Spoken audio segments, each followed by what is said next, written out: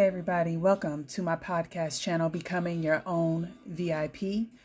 I'm your podcast host, Rebecca McCants, and today is episode 2, and it's All My Life I Had to Fight.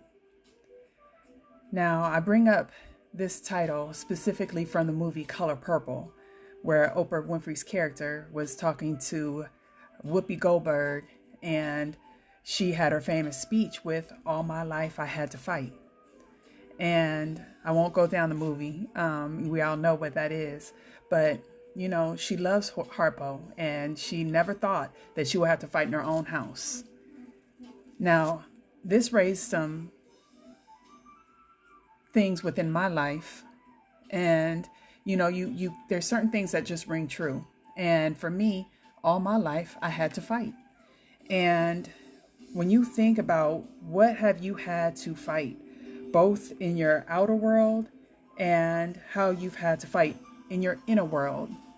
Now, what do I mean by that when I say your outer world and your inner world?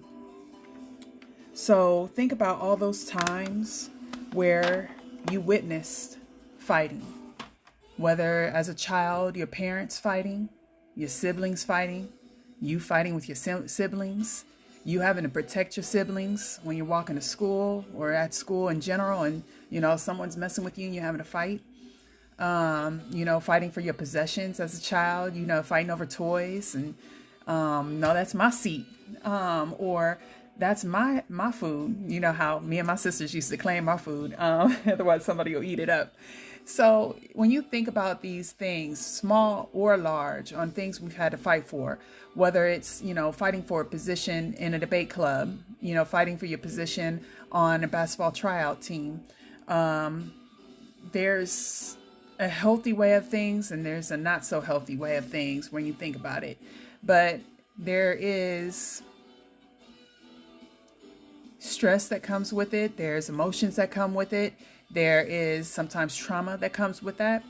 And in my story, it was a lot of trauma. It was a lot of things that I've had to witness, that I've had to experience, that, again, starting at a young age, you don't know how to process that. And then if that's all you see, that's how you feel, then maybe even the smallest thing can make it feel like it's a big impact, right?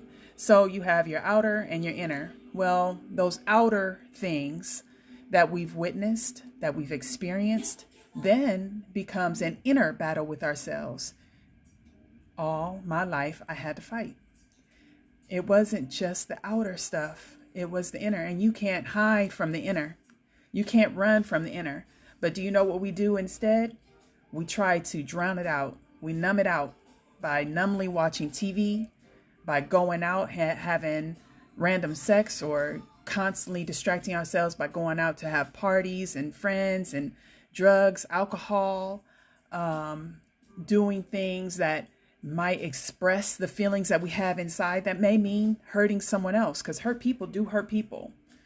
Hurt people don't even know how to express themselves because they never even understood why that hurt is there. They just know that they feel something on the inside and it does not feel good.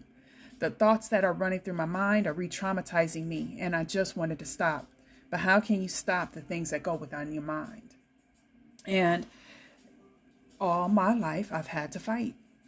And I told you that in my first video, the introduction as to why this station even started was because of how I found that solution, and it led to healing. And by healing, that means there were things that I was doing constantly to drown out the pains and the hurts until it just continued to bleed into my outer life. So one of the things that had propelled me was a life circumstance, and that I did not know how to recover from. I just kept blaming myself, which is definitely not the answer to anything. It's not about you. It's about what's going on within you. So that's where prayer came in. And the prayer that really rang true for me, that saved me, was the Serenity Prayer. That's where God grant me the serenity to accept the things I cannot change, and the courage to change the things I can, and the wisdom to know the difference between both. And what do I mean by saying that? I had no idea. At the time, I just kept saying that prayer because that was my prayer. I was looking for serenity. I was asking for courage, and I was asking God to step in. And this prayer had an intervention in my life that led to a lot of things.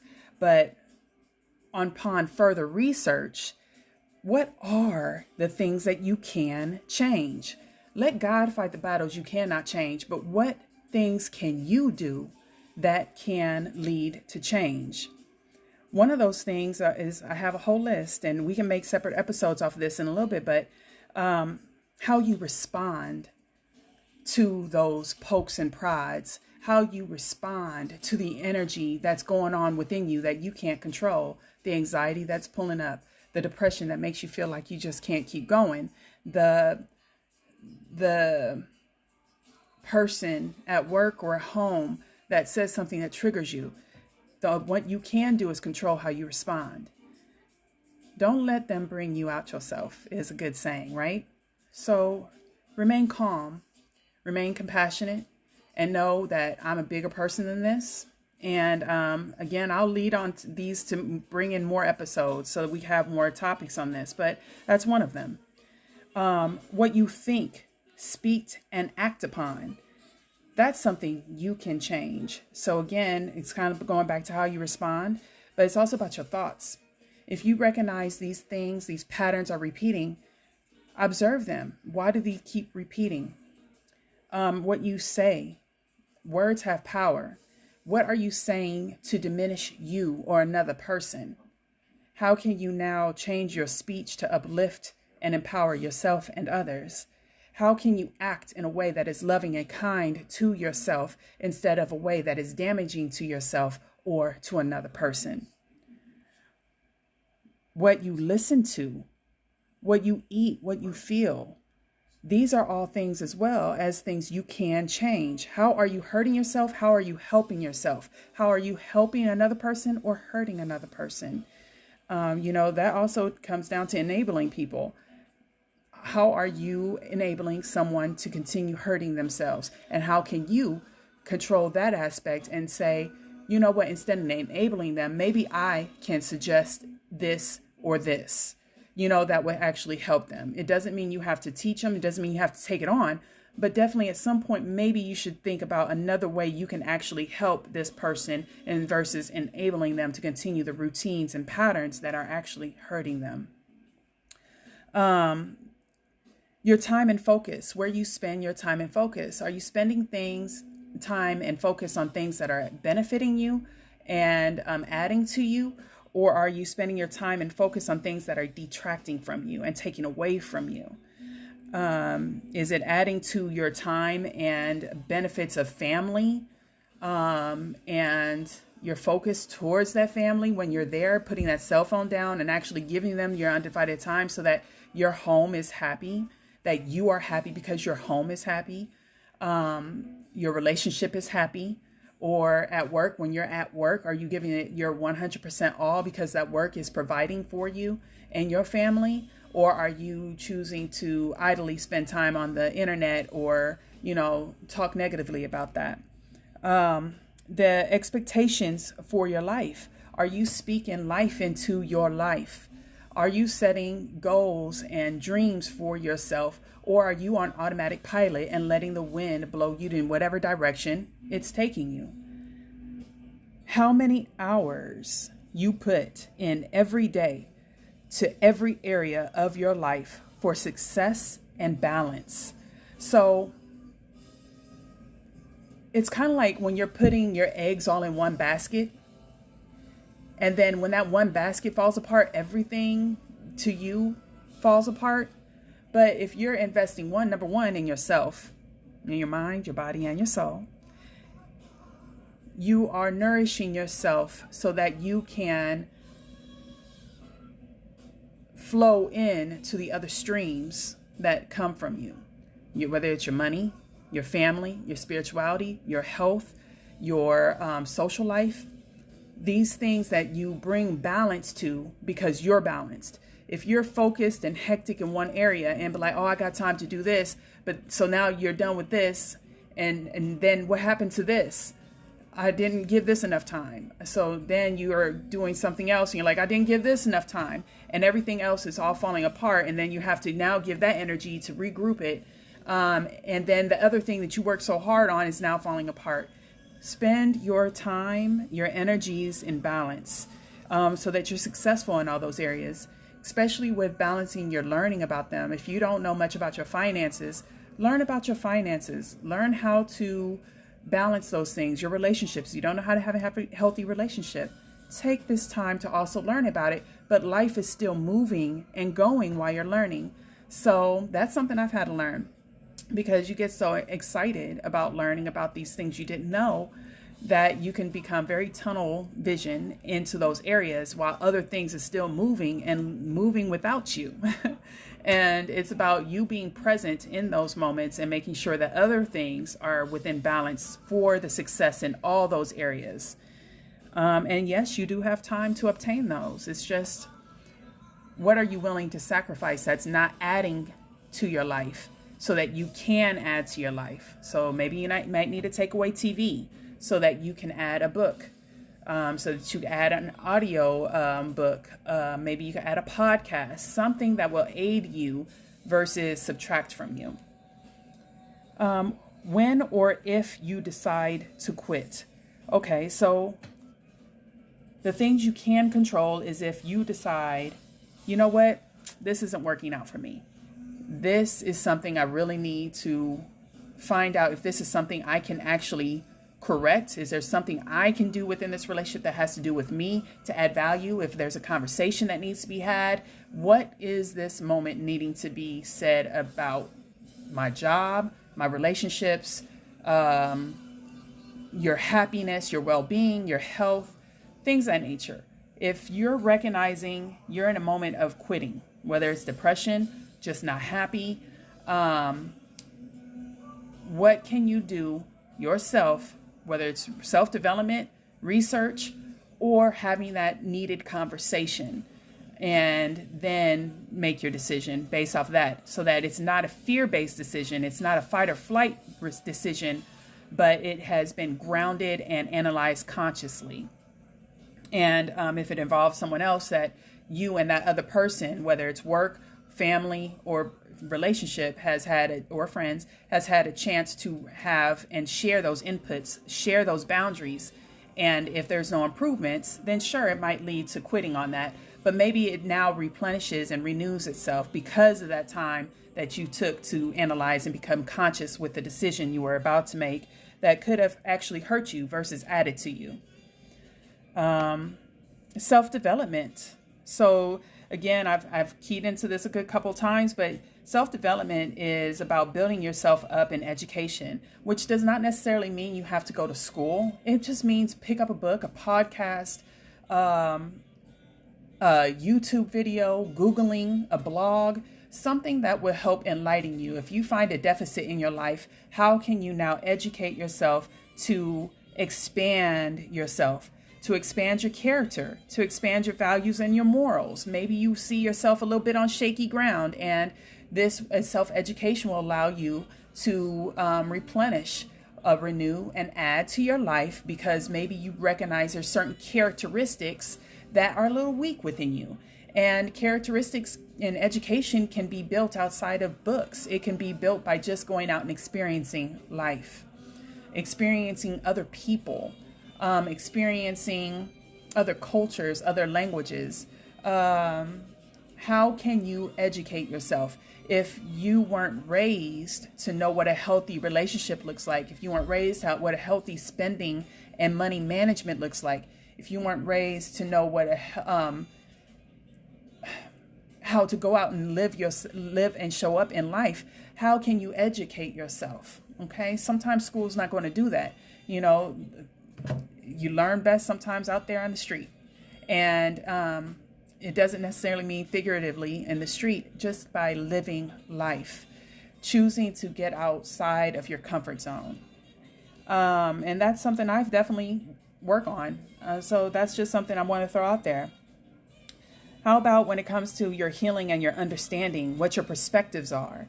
Are you looking at things through fear-based, judgmental, closed off views? And are you open to understanding another person's views? Are you willing to accept that so that maybe you may not agree, maybe you can agree to disagree, but are you willing to understand that person and where they come from because of their own backgrounds, because of their own trials and tribulations that taught them this? And how can you guys work together on that? Again, that could be work. It could be a customer. It could be your partner. It could be your friends.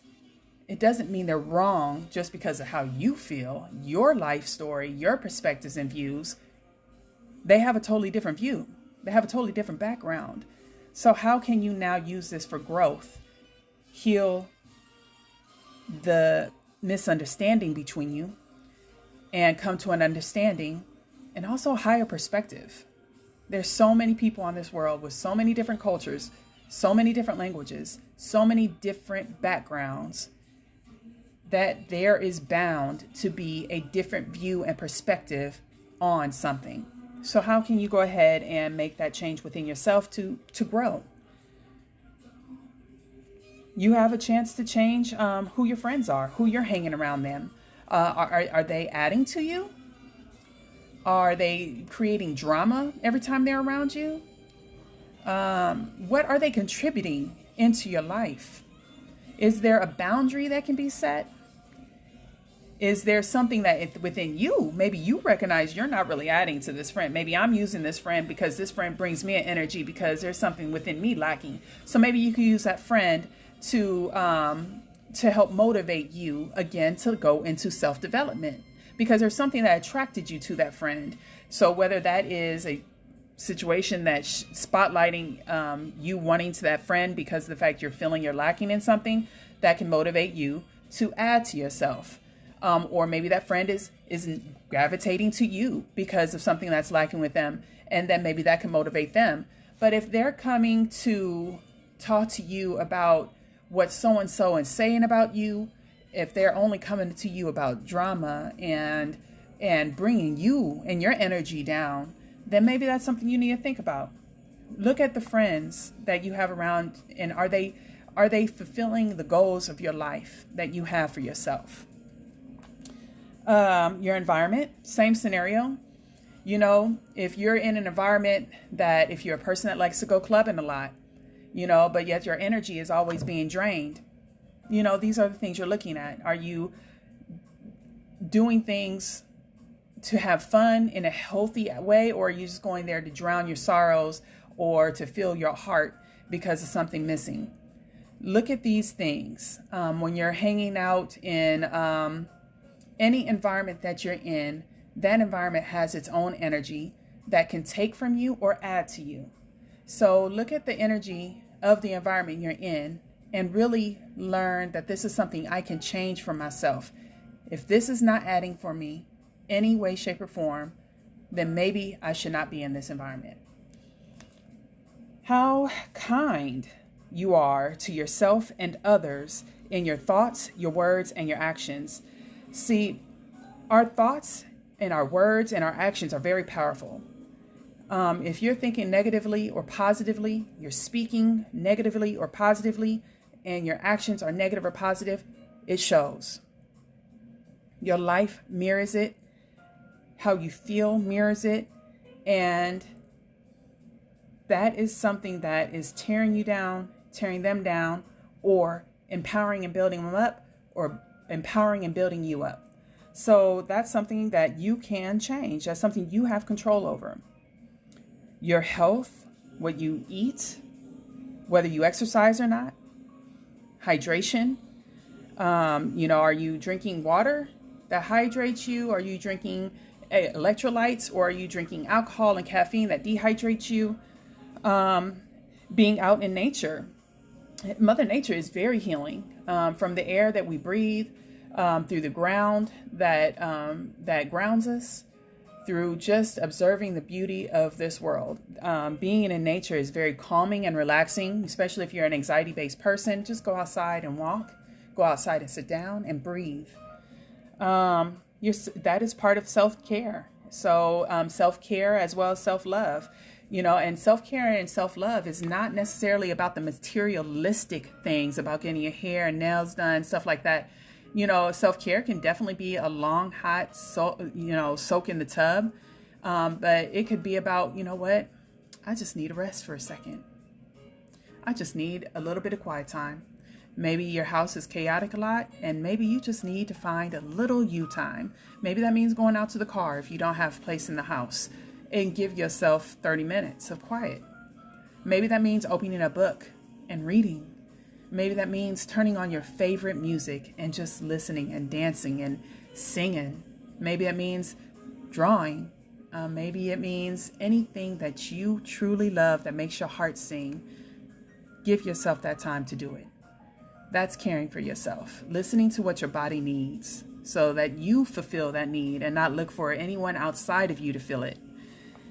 Self-love is that aspect of it. I think that from what I've observed in my journey is that we look for people and things to fulfill us when we actually have the capability to fill that need within ourselves. And it actually leads us to a little bit more understanding of ourselves. That saying about know yourself. So to know yourself is to know the good and the bad about you. And those things that you witness in your mind, whether that's past traumas or hurtful words or scary things that might pop up at random, it's time for you to understand why. And recognize that it doesn't have to be that way. That's something you can control. And it's about researching, understanding that, and looking back and seeing where that originated. And we'll go into that in a whole nother day too on the topic. But these are things that you can control. Okay, so now how much you earn, and if you do what you love with gratitude. I was watching a video the other day, and it's about your perspective of your job. You get up and you're like, I don't want to go in. But what is that job providing to you? Think about the skills that you are obtaining, and they're paying you and they're teaching you those skills. But you get to get paid. You get to practice those skills, become better with those skills, move up in that company with those skills, or take those skills to another company because you now got to step up because of the skills you just learned at that job. Think about what needs are being cared for through this job. You got bills, you got a family, you have dreams, you have wishes to purchase things for yourself. This job is supplying that. That is something to be grateful for.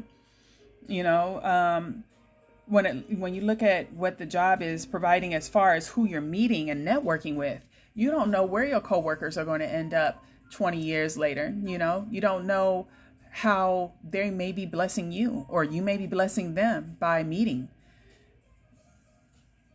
Think about what doors of opportunity opens with all the things that this job benefited.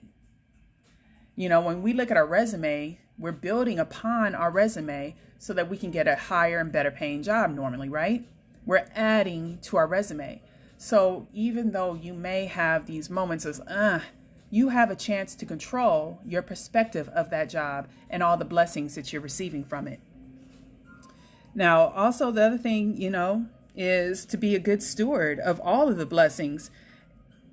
And interestingly enough, yesterday I recognized not only being a good steward of those blessings, but you might get it. So you wish for money, you wish for a relationship, but you need to be a good steward of that, contributing to that. And you can't control your other partner. You can only control yourself. But then also you're going to have that discipline to support it and maintain it, because you're in honeymoon state right now, but how about 2 years from now, 3 years from now, 5 years from now, 10 years from now? That requires sometimes more than just love. Love got you in, but being a good steward and disciplining yourself on what it means to grow, to experiencing shifts and changes within yourself, within them, from what's happening within yourselves, and also what's coming in from the outside world, whether it's your finances, whether it's people, whether it's whatever may come, health, whatever it is, there's a discipline that's going to come into it so that you can hold yourselves up and grow together. And that took a long time for me to even understand that. Developing yourself emotionally, becoming more intelligent about your emotions, understanding their emotions, and understanding it's a two-way street, but you still have your responsibility, and it's not about blaming. So these things you can control. Again, these are just some really key aspects. I'll definitely dig into more with more episodes, but I'm planting a seed within you today in case this video helps someone. Now, when it comes to another thing you can change is being honest with yourself and others in a compassionate way with love and kindness to validate one another's feelings. How many times do you lie to yourself that something didn't hurt, or maybe they didn't mean it that way, or if I ate this right now, it's all right. I could go work it out tomorrow. And then you put it off, or you don't say anything. You don't set a boundary. What does it do to impact you? Or you go ahead and talk lovingly to yourself and others, and look at how it flourishes. Look and see what they do for you because you are so giving with your kindness and love and your compassion. Look how much stronger that relationship is, and that they're so willing to be there for you in your times of needs, because that is that type of person you shape yourself to. But again, if you think about how you build yourself up, if you give that to yourself, how your mentality, your emotion state will be, how motivated you will be to give to yourself physically. And when you really think about how negative we are sometimes to one another, again, even to yourself, that awareness, that consciousness is key, because that improves your life in so many ways. How about when it comes to being accountable and responsible for how you think, speak, and act, for the choices that you make, whether they're good or bad? How do you show up to yourself and others authentically? I mean, that is truly being accountable. And that's another thing. I really didn't take accountability for a very long time, or responsibility. I blamed for a lot of reasons. And a lot of that is to avoid consequences. And it really is about showing up for yourself. Because if you can't show up for yourself and tell yourself the truth that you did XYZ successfully, and that's why I know I can do this and continue to follow my goals and dreams, or I did XYZ, and this is where I am in the circumstance I'm in now with a broken relationship, or my finances, or my weight, or my health, or my mental well-being. You can tear yourself down, or you can build yourself up. But be accountable and responsible for the actions you take. People can see when you're not showing up. And even if they're blind to it at first, eventually that stuff comes to light. And the same to other people. You know, you can't get mad at somebody not showing up authentically to you when you're not showing up authentically to you. So think about these things. How about to know if you are coming from a fear or wounded state versus from a loving state with emotional intelligence? So this is how you show up and how you respond to others.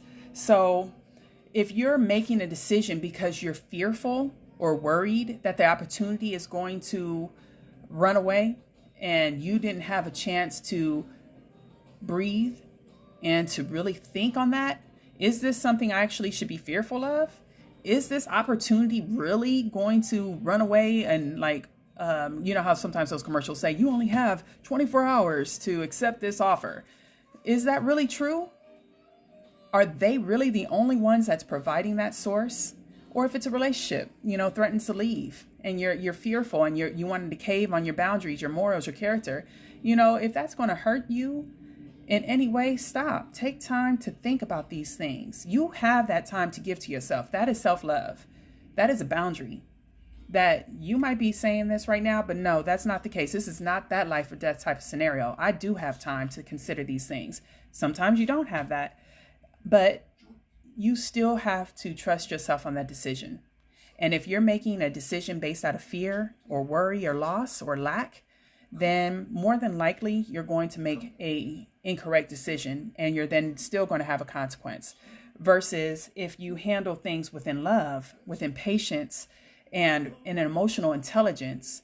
And let me tell you, I didn't have that emotional intelligence for a long time. That's why I know about that fear and worry decision. You can go along the wrong road if you don't take a moment to stop. So give your second to make sure you're making a decision out of love for yourself, love for the person, love for whatever it is that you're about to do, and decide on that. And be okay with the decision you make, because either way you're going to learn. And if you made the right decision, you're going to have a wonderful consequence. If you made the wrong decision, it may not be a good consequence, but guess what? You're going to learn. So that's a positive you can look at. That's something you can control, is to find the positive that comes out of any decision that you make. Another form of self-love I'm going to slip in real quick too is how much sleep you get. Sleep is very important because obviously that's we need at least 8 hours. Now, obviously there's different scenarios for everyone, but if you can at least get in 7 hours of sleep, your body, your heart, everything regenerates at night. It heals at night. It processes the day. It processes the information it took in. It processes your fears. And also at times there's that time to connect with God while you're asleep. I'm just saying. Your dreams tells you a lot of things. Sometimes we're worried about those scary dreams and don't want to think about it, but those dreams are telling you something. How you interpreted what's going on. Those dreams will tell you. And another form of healing comes from those dreams, not just physically, but a way for you to understand your emotions and how you're processing through your mind, your body, and your spirit. When it comes to your cleanliness, cleanliness is next to godliness. And I had to learn this one. All these points I'm telling you about, these are truly things I had to learn. And I'll tell you what, it wasn't easy. It wasn't quick. But they're definitely key pieces to be able to have a solid life within yourself. But how your environment is key, because if your home is messy, if your desk at work is messy, your car is messy, that shows the state your mind is in. So that means you got a lot of chaos and clutter in your mind. So clean your home. Allow good energy to flow within your home, your car, and your workspace. Feng Shui exists for a reason. Create the energy that you need so that is fulfilling you, helping you. Because otherwise, if your home is a mess, it's hurting you. Not just because you might trip on a toy, not just because you might stub your toe on something. No, it's about your energy and the peace that it brings you and the gratitude for the home that is sheltering you. And then when you, again, going back to your mind and your clutter and your thoughts, that's a good key indicator to say, you know what? Something right now is on my mind and I don't know exactly what it is. So maybe I need to push pause and really analyze myself with what's currently going on. What stressors are happening within me that I do have control of, that I can now reflect upon and find a solution that is for the highest good of me right now, because this right now is not working. Or what about your energy? Again, I can't stress enough, we are energy. And you can either have a repelling energy or a receiving energy. And cleaning up your energy is about all of those things. The things that you can control, the things that you can bring in that is loving, kind, and supporting, from your thoughts to your words to your action, your environments, all these things I stated. If you are bringing more of the good and receiving that in, you're less likely to repel. And what you do receive will be a mirroring image. as to your energy. So it could be a good thing that you're receiving. It can not be a not so good thing that you're receiving, or something that you truly want. You can repel it because you're not in the state to receive it.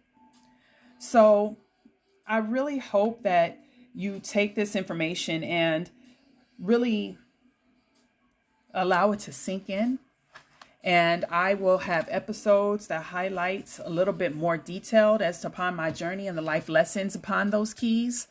But all my life, I've had to fight. And when I said I was done fighting, the solutions were in the things that you can control, and let God do the rest. You guys have a blessed night. You take care, and thank you for joining me today's podcast, and good night.